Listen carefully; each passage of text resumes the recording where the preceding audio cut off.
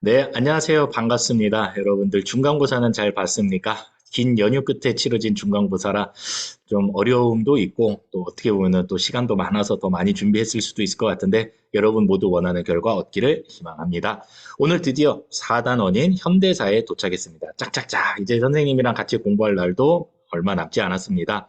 우리가 총 13주제로 요 현대사를 정리를 해보려고 합니다. 그 중에서 오늘은 첫 번째 시간인데 바로 주제 40, 미군정시기입니다. 이 시기는 어떤 시기냐면요. 해방되고 나서 정부가 수립되던 요 사이 시기죠. 그러니까 3년간의 이 시기를 우리가 오늘 살펴보게 될 겁니다. 이 시기는 우리나라 정부가 없었어요. 그래서 미군이 대신 정치를 하던 미군정 시기였습니다. 그래서 이 시기를 미군정기 또는 해방 후 3년이라고 부르기도 합니다. 도대체 우리는 왜 정부를 수립할 수 없었고 이 당시에 무슨 일이 있었길래 지금처럼 남한과 북한이 서로 갈라진 채로 오늘날까지 이루고 있는지 그 답을 오늘 찾아보도록 하겠습니다. 미션이 3개 있습니다. 순서, 여러 사건들이 나올 겁니다. 순서를 좀 알아두세요. 그 중에서도 모스크바 3상 회의가 수능에서 꽤 자주 출제됐던 부분이기 때문에 좀 주의 깊게 살펴보기 바랍니다. 여러 사건들을 2개로 좀 분류를 해보시죠.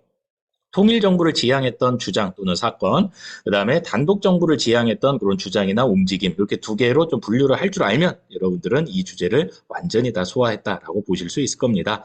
45년 8월 15일에 광복이 이루어집니다. 거저 주어진 건 아니죠. 강대국들이 모여서 회의를 했다. 카얄포 기억납니까? 카이로 회담, 얄타 회담, 포츠담 회담.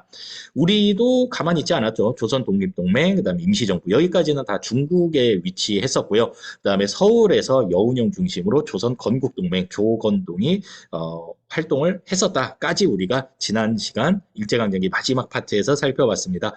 이 중에서 가장 발빠르게 움직였던 게 조선 건국동맹입니다. 당연하죠. 위치가 한반도 안에 있었기 때문에 재빠르게 조선 건국준비위원회를 조직을 하고 이제 치안을 담당하고 이제 행정을 장악하기 시작합니다.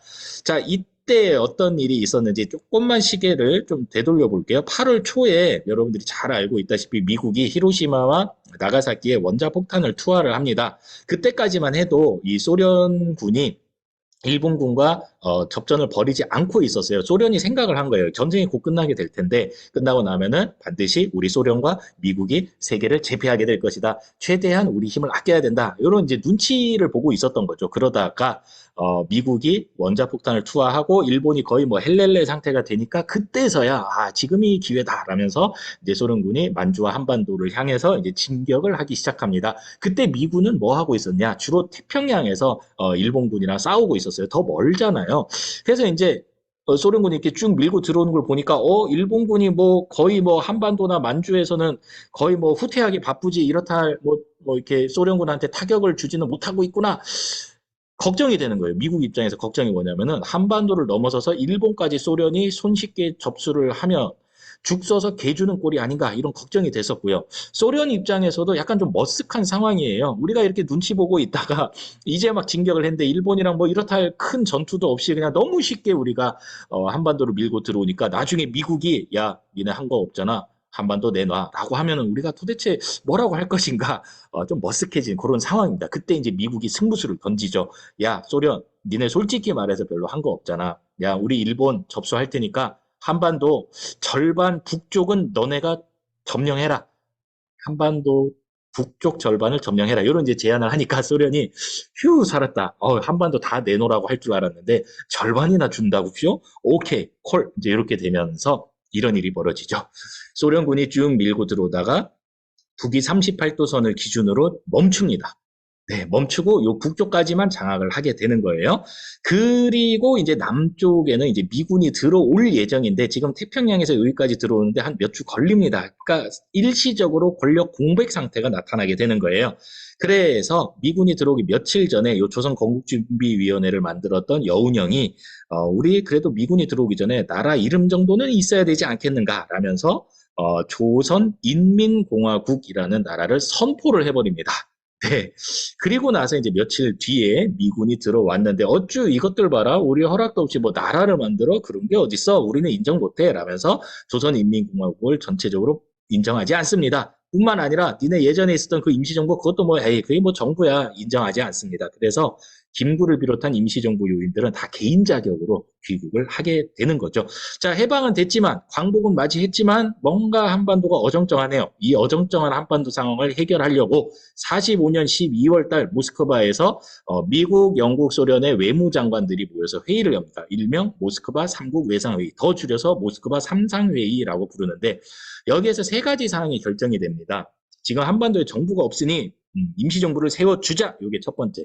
두 번째, 어떻게 임시정부를 세울 건지 논의하기 위해서 지금 한반도를 장악하고 있는 미국과 소련이 다시 모여서 회의를 하자. 그 회의 기구를 미소공동위원회라고 부릅니다. 줄여서 미소공위. 미소공위를 둔다. 여기 이제 두 번째. 자, 그렇게 해서 이제 임시정부가 수립이 되고 나면은 얘네들은 뭐 정치를 제대로 해본 적이 없으니 강대국들이 최대 5년간 신탁 통치를 한다라는 것이 이제 결정이 됩니다. 네. 여기에 대해서 이제 좌익 계열들은 임시정부가 세워지는 것이 핵심이다라면서 찬성 또는 지지를 표현하고요. 우익 세력들은 이 신탁 통치는 또 다른 식민 통치다라면서 신탁 통치 반대 운동, 줄여서 반탁 운동을 벌이게 되는 겁니다. 그러면서 이제 서로 니네가 나쁜 놈들이다라면서 좌익과 우익 세력의 이 갈등이 한반도에서 엄청나게 심해집니다. 이때 좀 안타까운 거는 숨죽이고 있었던 친일파들이 싹 이때 우익 세력으로 이제 들어가면서 반탁 운동을 열심히 벌이면서 이 모스크바 회의를 지지하고 있는 좌익 세력들이야말로 진정한 매국노다라면서 갑자기 애국자로 둔갑하는 이제 그런 좀 안타까운 일도 있었습니다. 자, 어찌 됐건 간에 이 모스크바 3상회의 결정에 따라서 한번 얘기를 해야겠죠. 그래서 미소공동위원회가 개최가 됩니다. 그런데 얘기가 잘 되지 않아요. 네, 참여 단체를 어디까지 할 것이냐를 놓고 미국과 소련의 입장이 달랐던 거예요. 자, 지금 어떤 상황인가요? 미국과 소련이 서로 이 한반도에 자기네 말을 잘 듣는 세력을 가지고 정부를 세우는 게 목표였습니다. 자, 미국 입장에서는 이 우익 세력들을 데리고 정부를 세우는 게 유리했고, 소련 입장에서 이 좌익 세력을 데리고 정부를 세우는 게 유리했을 거예요. 자, 그런데 지금 소련 입장에서는 야, 신탁 통치를 반대한다. 우리 이거 지금 정부 세우려고 하는데 이 여기에 반대하는 이 우익 세력들은 절대 참여시킬 수 없다. 반대. 이렇게 이제 주장을 하고요. 미국은 아니 의사 표현의 자유가 있지 않느냐. 그렇다 할지라도 이 우익 세력들을 데리고 같이 임시정부 수립을 해야 된다라면서 맞서게 되면서 결국 휴회를 하게 되는 겁니다. 회의가 잠깐 휴식됐다 이런 얘기예요. 그 와중에 46년 6월 달에 이승만 여러분들이 알고 있는 그 초대 대통령 이승만 지금은 대통령 되기 전이죠. 이 전라도 정읍에서 이런 발언을 합니다. 지금 1차 미소공동위원회가 휴회되고 다시 재개될 가능성도 없으니 일단은 우리 남한만이라도 단독 정부를 수립을 해야 되지 않겠는가라는 것이 바로 정업발언인데 모든 사람들이 깜짝 놀랐죠. 지금까지는 좌익 계열의 정부냐 우익 계열의 정부냐 이렇게 선택지가 두 개 있었다라고 한다면은 이승만이 처음으로 세 번째 3번 선지를 제시한 겁니다. 따로 할 수도 있다 이러면서 이제 많은 사람들이 걱정을 표현하죠. 그러면서 이제 좌익과 우익이 서로 합해서 같이 통일정부를 수립하자라는 좌우합작 운동이 전개되게 되는 겁니다. 잠깐 우리 이 당시에 한반도의 좌익 그다음에 우익 세력들의 이 사람들을 좀 살펴보려고 합니다. 자, 대표적인 좌익 계열로는 남조선 노동당을 이끌고 있었던 박헌영, 그다음에 이제 북한을 장악하고 있었던 김일성, 이제 대표적인 좌익 계열이고요. 그다음에 이제 우익 계열은 여러분들이 잘 알고 있는 김구, 그다음에 이승만이 되겠습니다. 근데 좌익과 우익만 있었던 건 아니에요. 약간 좀 온건한 좌익 계열과 그다음에 온건한 우익 계열도 있었으니 중도 좌파와 중도 우파라고 부릅니다. 중도 좌파의 대표적인 사람이 바로 여운형이고요. 중도 우파의 대표적인 사람이 바로 김규식이었습니다. 좌우 합작 운동은 바로 중도 좌파의 여운형과 중도 우파의 김규식이 미 군정의 지원을 받아서 전개했던 운동이었습니다. 목표는 아까도 얘기했지만 통일정부를 수립해야 된다. 이게 이제 가장 최종 목표였고요. 자, 그래서 활동을 하는 와중에 좌우합작 7원칙을 발표하게 됩니다. 자, 여러분 여기서 잠깐 교과서 244쪽과 245쪽에 지금 중요한 자료가 3개나 나와 있어요. 모스크바 3상회의 결정사항 이렇게 나와 있고요. 그 다음에 245쪽에는 정읍발언과 좌우합작 7원칙 자료가 나와 있으니까 꼭 표시해두고 공부할 때 참고하기 바랍니다. 이 좌우합작 운동이 잘 됐을까요? 아니죠. 잘 됐으면 우리가 지금 통일 한국에서 살고 있을 겁니다. 잘 얘기가 되지 않아요. 왜 그러냐면은 이 당시에 미국의 대통령 트루먼이 우린 더 이상 소련이랑 대화하지 않겠다라는 트루먼 독트린을 발표를 하면서 냉전 체제가 강화되는 모습을 보입니다. 그러면서 이제 미 군정이 이 좌우합작 운동을 우리는 더 이상 지지하지 않는다 철회를 합니다. 예, 지원을 철회를 하고 이 와중에 여운형이 극우 세력에 의해서 암살당한 일이 벌어지면서 결국 좌우합작 운동은 성과 없이 실패하고 말았습니다. 이 와중에 2차 미소공동위원회가 열려서는 똑같은 문제로 최종 결렬이 되고요. 미국은 유엔에다가 이 한반도 문제를 넘겨버립니다. 그래서 이 유엔 총회에서 그래 그렇다면은 인구 비례에 따라서 남북한에서 총선거를 해서 정부를 구성해라라는 안이 결정이 됩니다. 좋은 거예요. 남북한 같이 우리가 선거를 해라 이런 거니까. 근데 문제가 뭐냐면요. 인구 비례라는 말이에요. 자, 인구 북한이 많을까요? 남한이 많을까요? 그렇죠. 평야 지역에 많은 남한이 훨씬 많습니다. 그러면 당연히 이 선거도 남한이 유리하다라고 판단한 소련과 북한이 이 결정을 반대를 합니다. 자, 그래서 결국 또 이루어지지 않아요. 그래서 이번에는 조금 더 작은 총회, 유엔 소총회를 열어가지고 엄청난 것이 결정됩니다. 남한만이라도 일단은 단독 선거를 해라라는 것이 결정이 됐다. 이승만의 정읍 발언이 현실화되는 그런 장면이었죠.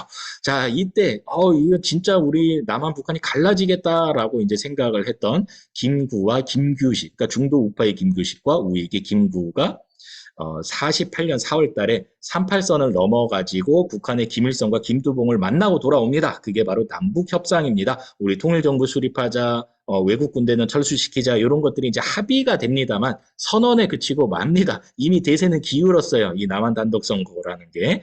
한편 여러분들 그 수학여행 가는 제주도에 48년 4월 달에 4.3 사건이 일어납니다. 남한 단독 선거에 반대하면서 이 좌익 세력들이 제주도에서 봉기를 일으켰는데 그거를 진압하는 과정에서 제주도민의 거의 뭐 많게는 3분의 1이 학살당하는 안타까운 일이 벌어집니다. 그 사건은 우리가 제주 4.3 사건이라고 합니다.